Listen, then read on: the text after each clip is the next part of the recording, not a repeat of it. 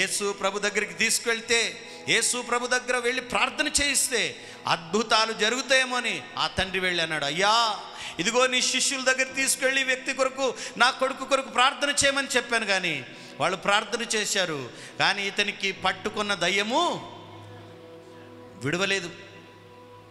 ఇతడు ఇంకా రోగంలోనే ఉన్నారు, ఇంకా ఆ యొక్క పీడింపబడుచున్న ఆ యొక్క దురాత్మ శక్తిలోనే ఉన్నాడు. నువ్వైనా ఏదైనా చేస్తావా, నీ వలన సాధ్యమవుతుందంటే యేసు ప్రభు అన్నాడు. వెంటనే ఒకే మాటతో ఆ వ్యక్తిని యేసు ప్రభు స్వస్థపరిచాడు. తండ్రి అన్నాడు, అయ్యా దయచేసి నా కొడుకు కొరకు ప్రార్థన చేయండి. నా కొడుకుకు అపవాది పట్టుకున్నది, అప్పుడప్పుడు ఫిట్స్ వచ్చి ఆయన కింద పడిపోతాడు. ఇదిగో ఉన్నది ఒకడే కొడుకు, ఇతన్ని బాధను నేను చూడలేకపోతున్నాను. ఇది ఫిట్స్ వస్తే ఆ వ్యక్తి ఎలా కొట్టుకుంటాడో మీరు గమనించవచ్చు. అదే రీతిగా నోట్లో నురుగు వచ్చి మరి నాలుకను ఖర్చుకొని ఆయన కొట్టుకుంటూ చనిపోయే స్థితి.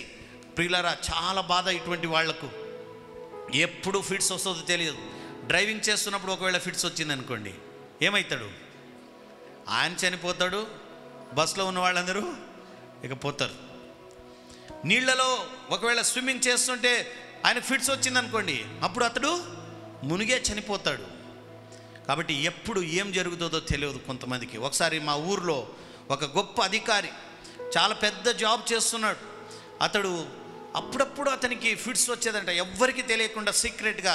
కొందరు ఏం చేస్తారంటే రోగాలను దాచిపెడుతుంటారు, ఎవరికి చెప్పరు. మా రోగమును ఎవరికి కనబడకుండా సైలెంట్గా మమ్మల్ని మేమే ఆ మెడిసిన్ మింగుతూ మేము ప్రార్థన చేసుకుంటూ ఉంటాం. కానీ వేరే వాళ్ళకి తెలిస్తే అవమానం అనుకొని కొంతమంది ఎవరికి చెప్పరు.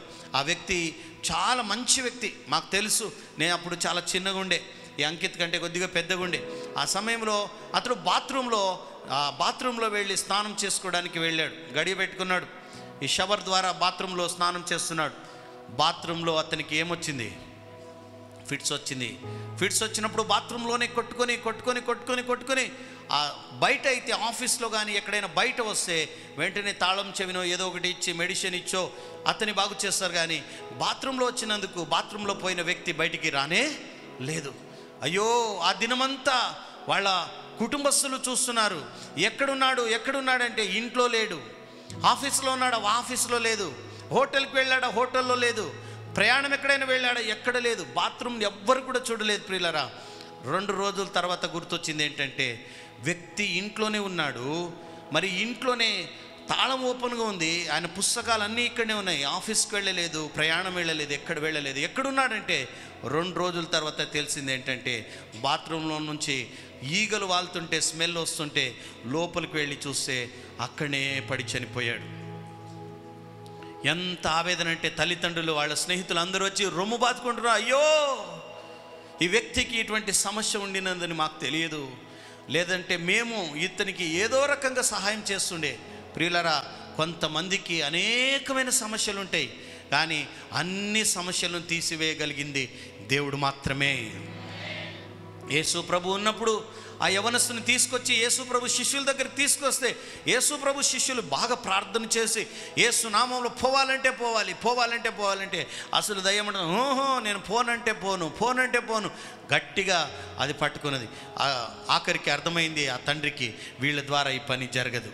చెప్పండి, అనేక స్థలాలకు వెళ్ళాను, ఇక్కడ కూడా జరగలేదు. కాబట్టి యేసు ప్రభు శిష్యుల ద్వారా కాదు, యేసు ప్రభు కూడా బాగు చేయలేదనుకొని ఆయన తిరిగి వెళ్ళాలనుకున్నాడు. ఎందుకైనా మంచిది, యేసు ప్రభు దగ్గరికి తీసుకెళ్తే, యేసు ప్రభు దగ్గర వెళ్ళి ప్రార్థన చేయిస్తే అద్భుతాలు జరుగుతాయేమో అని ఆ తండ్రి వెళ్ళి అన్నాడు, అయ్యా ఇదిగో నీ శిష్యుల దగ్గర తీసుకెళ్ళి వ్యక్తి కొరకు, నా కొడుకు కొరకు ప్రార్థన చేయమని చెప్పాను. కానీ వాళ్ళు ప్రార్థన చేశారు, కానీ ఇతనికి పట్టుకున్న దయ్యము విడవలేదు. ఇతడు ఇంకా రోగంలోనే ఉన్నారు, ఇంకా ఆ యొక్క పీడింపబడుచున్న ఆ యొక్క దురాత్మ శక్తిలోనే ఉన్నాడు. నువ్వైనా ఏదైనా చేస్తావా, నీ వలన సాధ్యమవుతుందంటే యేసు ప్రభు అన్నాడు. వెంటనే ఒకే మాటతో ఆ వ్యక్తిని యేసు ప్రభు స్వస్థపరిచాడు. ఎవరు కూడా చప్పట్లు కొట్టలేదు. వెంటనే యేసు ప్రభు శిష్యులు వచ్చి యేసు ప్రభుని అడుగుతారు. చూడండి, వాక్యంలో ఉంది, యేసు ప్రభు శిష్యులు వచ్చి ఏమన్నా అడుగుతారంటే, చూడండి, మత్తయి సువార్త 17వ అధ్యాయం 19వ వచనం.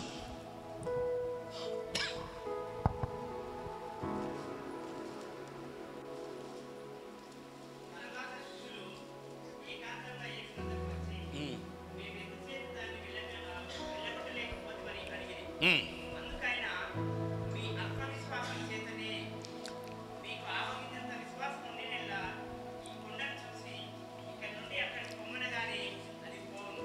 ప్రైజ్ ది లార్డ్, హల్లెలూయా. తర్వాత వచ్చిరు ఎవరు? యేసు ప్రభు శిష్యులు వచ్చి, యేసయ్యా యేసయ్యా, మేము ప్రార్థన చేస్తే దయ్యాలు పోలేదు, మేము ప్రార్థన చేస్తే ఆ వ్యక్తి బాగుపడలేదు, మేము 12 కూడా చాలా దయ్యాలను వెళ్ళగొట్టాలని చాలా ప్రయత్నం చేసినాం కానీ పోలేదు, కానీ నువ్వు వచ్చి ఒక మాట చెప్తే ఆ దయ్యం ఏమైపోయింది?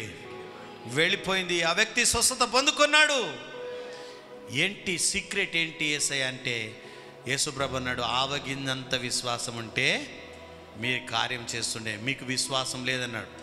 కాబట్టి విశ్వాసం లేదంటే మనకు విశ్వాసం ఉందా? చింటూ అన్నాడు, మన పేరే విశ్వాసులు. చెప్పండి, మన పేరు విశ్వాసులకు విశ్వాసం ఉండాలి. కానీ కొన్నిసార్లు మన విశ్వాసం శిష్యుల విశ్వాసంలాగా అయిపోతుంది. ప్రార్థన చేస్తాం, బాగు కాదు. ప్రార్థన చేస్తాం, కార్యాలు జరగదు. ప్రార్థన చేస్తాం, ఉపవాసం ఉంటాం, ఎన్నో చేస్తాం, కానీ కార్యం జరగదు. నేను ఆలోచిస్తూ ప్రార్థన చేస్తున్నప్పుడు నాకు దేవుడు మాట్లాడింది ఏంటి తెలుసా? నువ్వు ఎంత ప్రార్థన చేసినా పరిశుద్ధాత్మ దేవుడు నీలో కార్యము జరిగించకపోతే కార్యాలు జరగవు, అద్భుతాలు జరగదు. కాబట్టి యేసు తన ఆత్మతో మనందరినీ కూడా నింపునుగాక.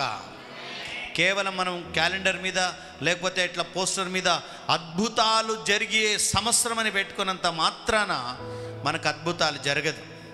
మనకు అద్భుతాలు జరగాలంటే మనం అందరం కూడా ఆత్మతో నింపబడాలి. ఎంతమంది ఆమెను ఇంత మెల్లగా చెప్తారు చూడండి. చెప్పండి, పరిశుద్ధాత్మతో నింపబడాలి. ఆత్మతో నింపబడినప్పుడు అద్భుత కార్యాలు, ఆశ్చర్య కార్యాలు విశ్వాసులకు విశ్వాసం ఉండాలి. కానీ కొన్నిసార్లు మన విశ్వాసం శిష్యుల విశ్వాసంలాగా అయిపోతుంది. ప్రార్థన చేస్తాం, బాగు కాదు. ప్రార్థన చేస్తాం, కార్యాలు జరగదు. ప్రార్థన చేస్తాం, ఉపవాసం ఉంటాం, ఎన్నో చేస్తాం, కానీ కార్యం జరగదు. నేను ఆలోచిస్తూ ప్రార్థన చేస్తున్నప్పుడు నాకు దేవుడు మాట్లాడింది ఏంటి తెలుసా? నువ్వు ఎంత ప్రార్థన చేసినా పరిశుద్ధాత్మ దేవుడు నీలో కార్యము జరిగించకపోతే కార్యాలు జరగవు, అద్భుతాలు జరగదు. కాబట్టి యేసు తన ఆత్మతో మనందరినీ కూడా నింపునుగాక.